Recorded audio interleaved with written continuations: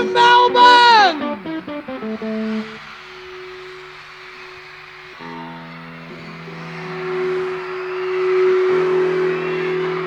Anyway, it's good to see you all! It was 50 years ago today that our favourite Australian band, Skyhooks, played Wollongong. Imagine our excitement when Mark and myself pick up Duke magazine and see the tour advert in there with Wollongong marked on one of the 10 dates that they were playing. A few weeks later, imagine our disappointment. Our first concert we were going to go to, and it was cancelled. The city fathers and the council didn't want Skyhooks to come within city limits. Public pressure, fans, even our parents hassling the council. Finally, Skyhooks were coming. The Illawarra Mercury, our local paper, had the headline, "Skyhooks, they're coming." It was always hard being a Skyhook fan in Wollongong. This wasn't the first time the council tried to cancel the tour. They successfully cancelled Skyhooks playing on their Ego tour at the Wollongong Civic Centre only 6 months before. We were incredibly disappointed. We thought this can't happen again, not 2 times cancelled. Thankfully it didn't, and Skyhooks did get to play Wollongong. I think we'd attempted to go to Wollongong a couple of times, but the council and other powers that we had no idea of put the kibosh on that. But we eventually got there. I think due to public pressure, the council caved in. We had this heat of the night tour, and apparently Wollongong were very upset with our music being banned on the radio and thought, that we're going to corrupt the Wollongongians. So they decided that we couldn't actually play there. And then eventually, somehow it happened that we managed to do this gig. The 2 weeks prior to the actual concert itself, there was a massive amount of press in the Wollongong papers. The lead singer of Skyhooks made a visit, an autograph session at Wollongong Shopping Centre in Crown Central, where thousands of people turned up. And because it was Christmas, I remember the headline about Santa Claus having no one down the end of the shopping centre and Shirley Strawn having 1,000 people at the end screaming. I went to the Wollongong Shopping Centre to see Shirl, and he signed an autograph. I was one of the few guys there amidst all the hysteria. I thought, wow, this is a sign of things to come. One thing I remember about going to Wollongong is we had a tour bus which was leaving King's Cross in Sydney where we were staying, and great Australian poet, his friend of Wren's, Adrian Rawlins, got on the bus and got a ride down to Wollongong with us, and I don't know if he even came to the show, but Ren would probably know, but so we drove down from King's Cross to Wollongong. One thing I remember is Mark and myself sitting in the grandstand watching soundcheck. We were blown away. We're going, our first Skyhook gig, our first music concert ever, and we're seeing soundcheck. And suddenly we look over and we see this huge guy coming towards us. It's some security guy, some local guy. And he goes, "You two, go and piss off out of here. Get out." And he's really big, and we're only 14 or 15. And anyway, we're about to run, and then you hear on the microphone, "Hey, mate, piss off and leave them alone. They're here with us. They can watch the show." And it was Shirl. I do have a memory of being at Wollongong and walking through this sea of fans to the stage. And apparently we were staying at a motel right near there was a racetrack or whatever the venue was, and the stage was in the middle of that. So we had to get to the stage from the perimeter, and of course all the kids saw us and were, swarming us. So, and I think at that tour, there's an executive from Mercury Records came to see us live, and it was a good show for that reason, because there was lots of hysteria and excitement, etc. So probably would have convinced him that we were kind of semi-viable. I remember when the lights went down and the crowd noise tripled, and suddenly everyone started moving forward. And we'd never experienced a live concert before, so this was something kind of weird. And then Skyhooks walked on stage, and all that stuff just went tenfold. Suddenly people were screaming. There were streamers flying everywhere. There were people throwing bits of clothing. There were girls trying to climb up on the stage and touch Shirley. The band kind of teased them a little bit as well. And Shirley walked out and goes to the crowd, "We're Skyhooks, and they say we're filthy, and we don't deny it." It was such a great moment. The show went very well. The crowd was really receptive, and we ended up with 2 encores, which is like, whoa, unheard of. We only used to do 1, if that. But Wollongong itself is a great place, and I remember the people being really, well, they were certainly into rock and roll and certainly into us. So, what else can you say? It was a good gig. Next day, the phone rang at home, and it was Mark. He goes, "Have you looked in the Mercury yet? It's incredible. There's 2 pages on Skyhooks, or on the front of the Mercury. There's a giant headline that says, 'It's porn power.'" There were photos and the most incredible review. And we went, Skyhooks have taken over Wollongong. This is great. This is the set list for the tour. After the first 3 shows, Whatever Happened to the Revolution was added. However, this isn't the version of Whatever Happened to the Revolution that you know. This is the US version. Well, out of boredom, I think we changed the version of Revolution to sort of a straight version as opposed to the boogie sort of swing version that's on the Living the 70s record. And I think that was just done for fun. And Bongo used to play some great slide on it. And I don't know when we started playing it during the Heat of the Night tour, but it subsequently got recorded in Sausalito and was released as the US version of Whatever Happened to the Revolution, which was never released on any of the American albums. So it's a bit of a strange one, but I think it was done mainly out of boredom. So the costume that I wore, well, it was a sort of Tarzan sort of thing. It came off one shoulder, I remember. It had sort of leopard print, black and white leopard print sort of things. The interesting thing about it was that it had these big lips, like those Rolling Stone lips, bang on my stomach. Anyway, the thing was, this lady who made it, she also made another costume that was quite outrageous and had droopy breasts on it. The thing was, that costume also appeared on the Mike Willesee show. For those people who've seen the Mike Willesee show, that's where I don't play drums, I just play an umbrella. And it was quite outrageous because the band spoke to Willesee as he was interviewing us and basically demolished him because he was trying to put forward that, and this can relate to Wollongong too, that we were corrupting the youth of the day by singing songs about sex and all that sort of stuff. And Shirley's great line was, they're already corrupted, mate. We can't do anything about that. The only costume surviving from the In the Heat of the Night tour is Greg's patriotic flag jumpsuit.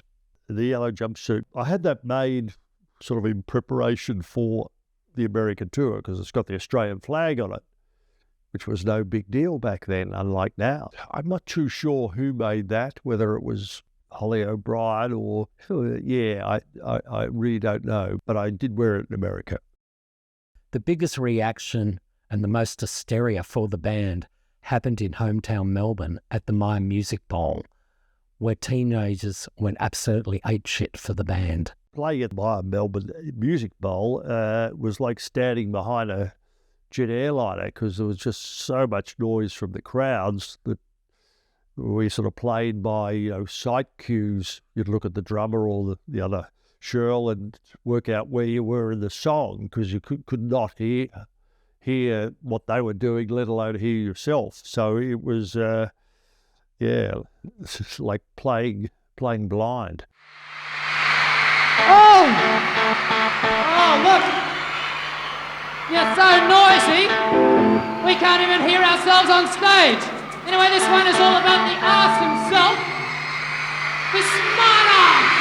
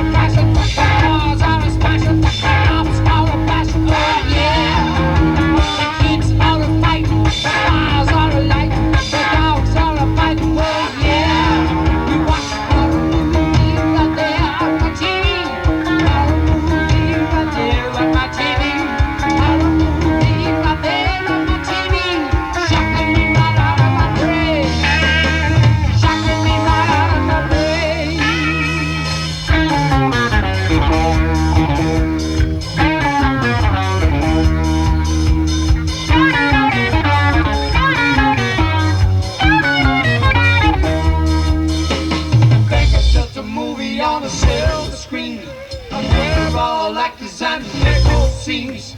Maybe you don't care who's gonna lose or win. Listen to this and I tell you something. It's a horror movie right there on my TV. Horror movie right there on my TV. Horror movie and this blood of fuse. Horror movie, it's a Saturday news. Horror movie, it's a Saturday news. The police are in, while they're killing overhead. Switch on the station, oh yeah. They do a lot of selling in the pattern and the yellow people leaving for the city, oh yeah. You watch a horror movie right there on my TV. Horror movie right there on my TV. Horror movie and this blood of fuse. Horror movie, it's a Saturday news. Horror movie, it's a Saturday news. And let's shine our rain.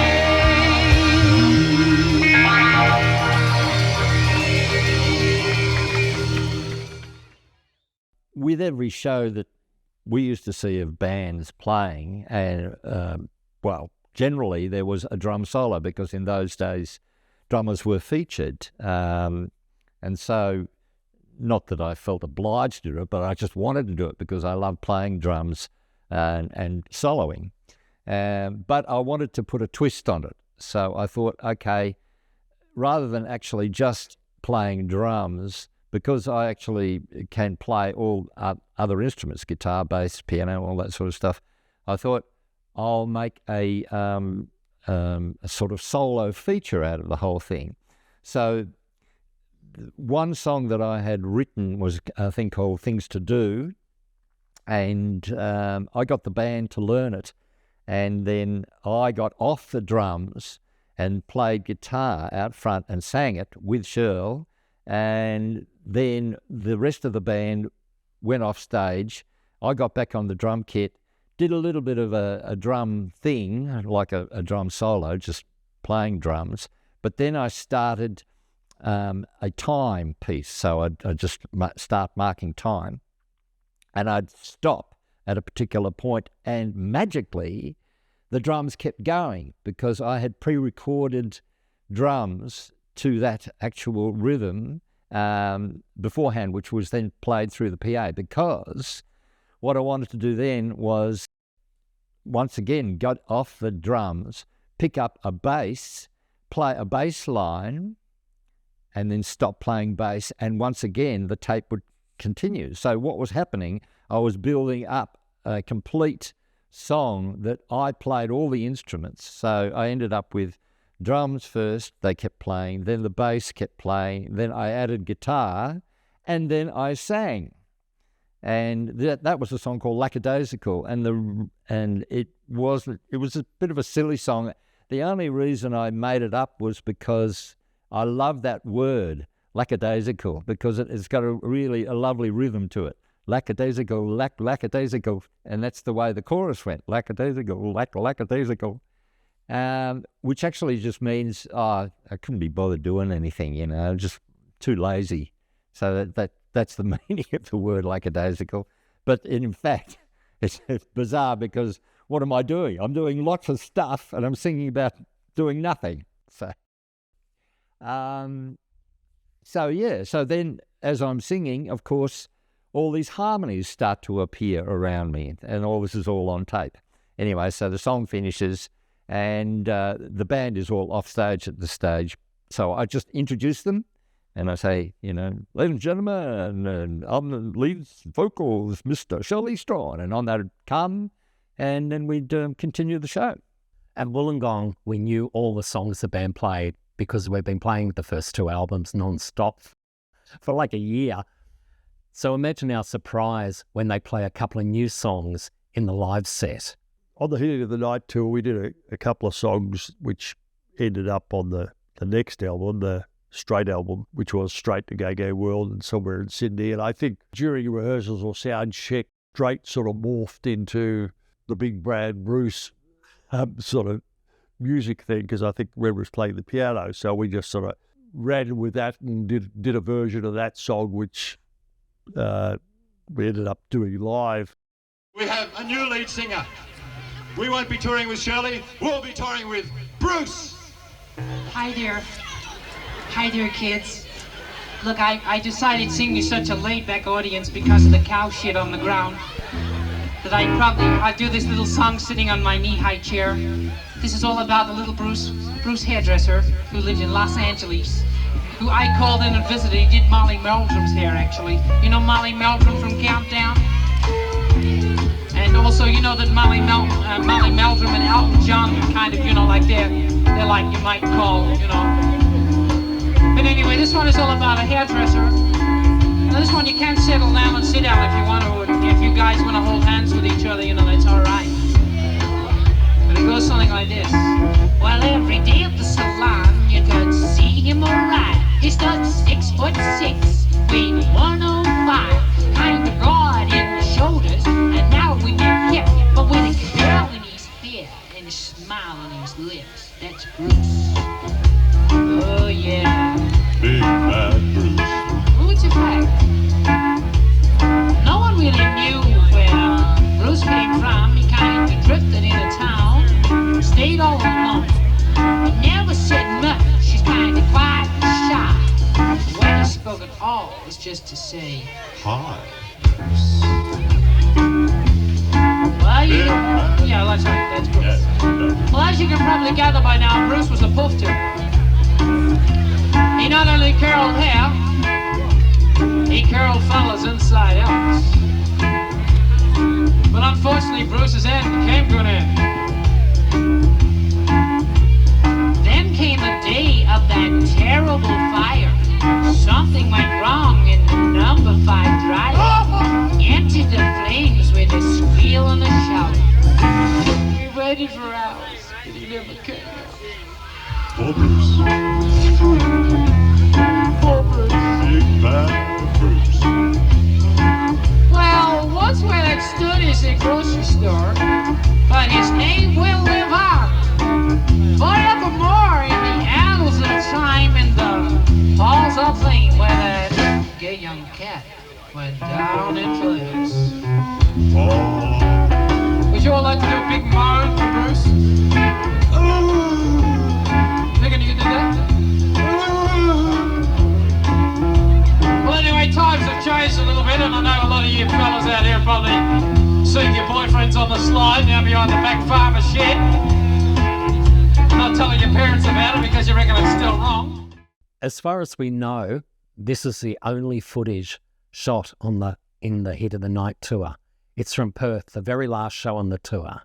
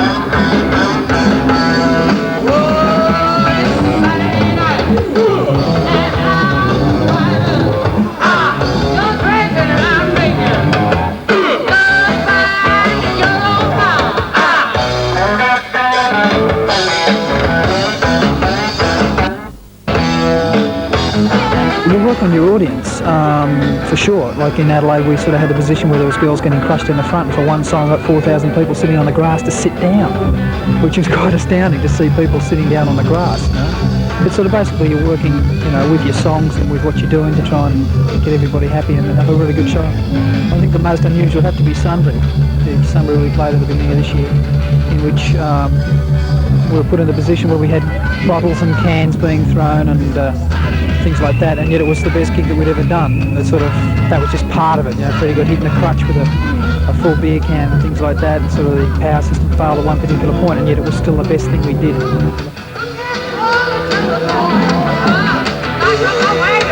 I'm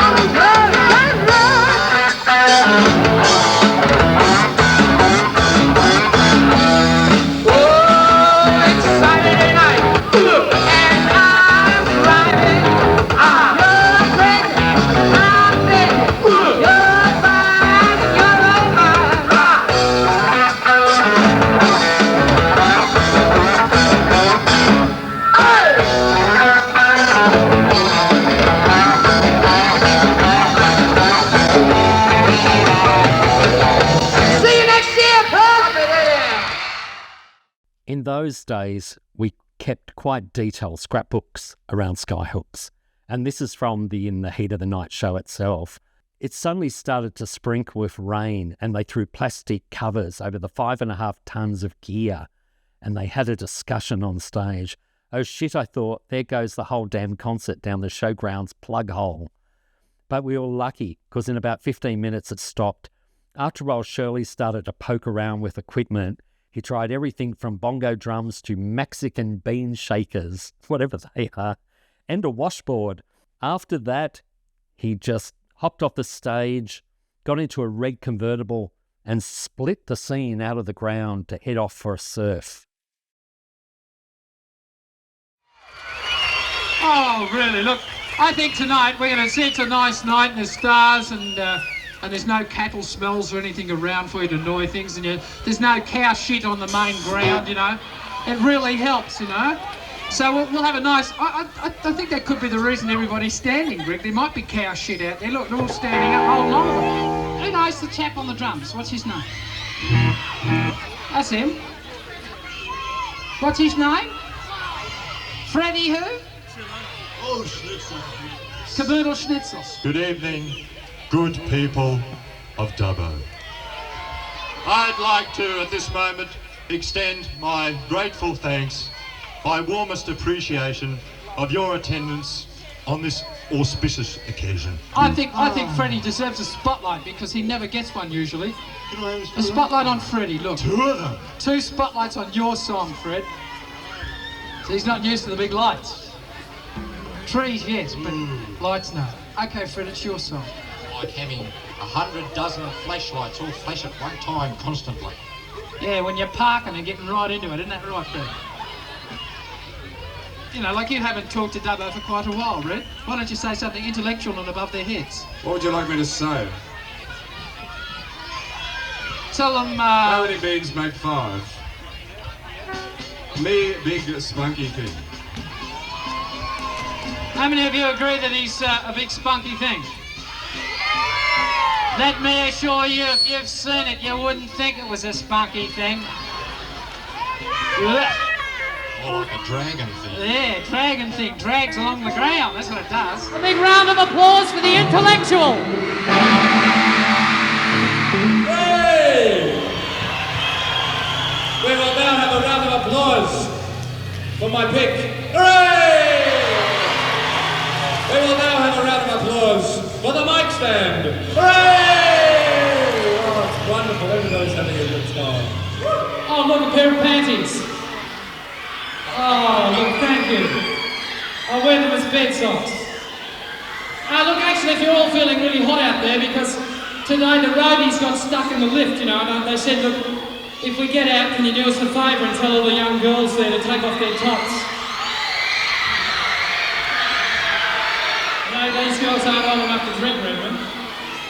You girls aren't old enough to drink, are you? You think you are? How do you hold your liquor? Yes, this gentleman got it right, by the ears. Very good. 100 marks to you. You got it together.